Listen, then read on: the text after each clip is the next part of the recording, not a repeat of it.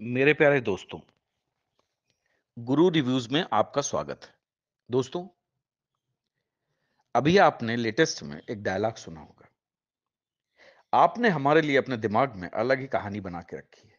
बेचारा, बहुत बुरा हुआ इसके साथ। अरे कुछ बुरा नहीं हुआ हमारे साथ।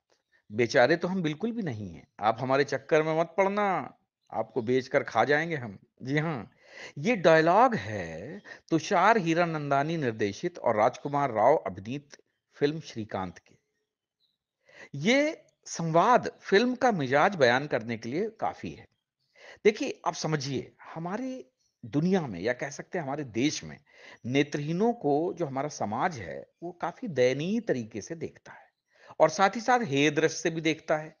लोगों को लगता है कि ये दिव्यांग सिर्फ भीख ही मांग सकते हैं। मगर जब आपकी जीती जागती दुनिया में श्रीकांत बोला जैसा एक शख्स आता है जो विजुअली इम्पेयर्ड होने के बावजूद तमाम विडंबनाओं से गुजरकर न केवल 150 करोड़ की कंपनी शुरू कर नेत्रहीनों के लिए रोजगार मुहैया करवाता है, बल्कि भारत का पहला दृष्टिबाधित राष्ट्रपति बनने का सपना भी देखता है। जी हाँ, ये एक सच्ची कहानी है किसी इंसान की। और ऐसा जो किरदार है, ये एक स्ट्रॉन्ग बायोपिक के रूप में ही तब्दील तब्दील होने के लायक है।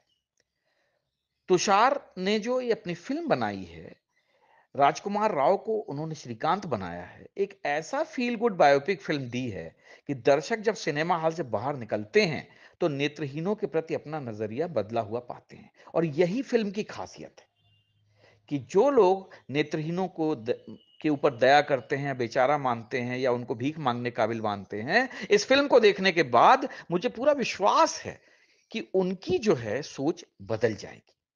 अब बात करते हैं श्रीकांत की कहानी पर। देखिए, कहानी बड़े ही मार्मिक ढंग से शुरू होती है।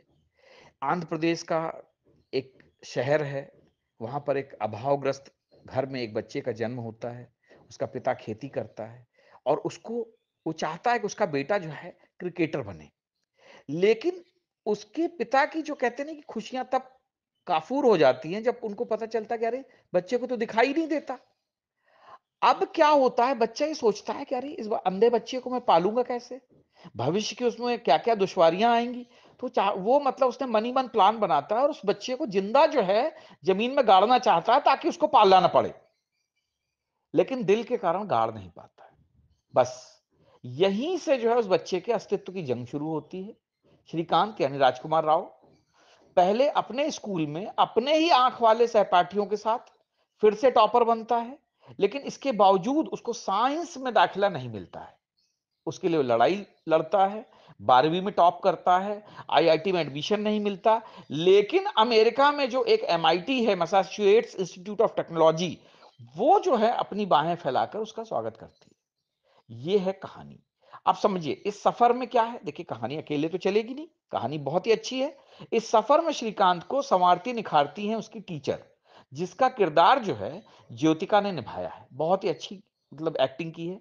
और आगे की कहानी अमेरिका से हैदराबाद आकर अपने देश के जो विजुअली इंपेयर्ड लोग हैं उनके लिए रोजगार मुहैया करवाने वाली कंपनी की शुरुआत और संघर्षों के बीच में गुजरती है। जहां बिजनेस में एक तरफ पार्टनर बनकर रवि यानी कि शरद केलकर श्रीकांत का साथ देता है, तो दूसरी तरफ स्वाति अलाया अलाया न केवल उसे अपना प्यार देती है बल्कि उसके भटकने पर उसे नैतिकता का भी पाठ पढ़ाती है। देखिए, ट्रेलर बहुत ही अच्छा है, फिल्म बहुत ही अच्छी है। निर्देशक तुषार हीरानंदानी ने इस बायोपिक में अपनी जान डाल दी है। और इस फिल्म की सबसे दिलकश खूबी यह है कि इसका थ्रू आउट पॉजिटिव फैब्रिक जो आपको कहीं पर भी उदास नहीं होने देता। निर्देशक फिल्म के आरंभ में ही बाल श्रीकांत के एक संवाद, जो उसका एक डायलॉग है कि मैं भाग नहीं सकता, सिर्फ लड़ सकता हूं, तो उसी से ही जो पूरी कहानी का जो जॉनर है, जो टोन है, वो सेट कर दी जाती है। तुषार चाहते तो एक अंधे इंसान का महिमा मंडन भी कर सकते थे, जैसा कि आम बायोपिक्स में होता है।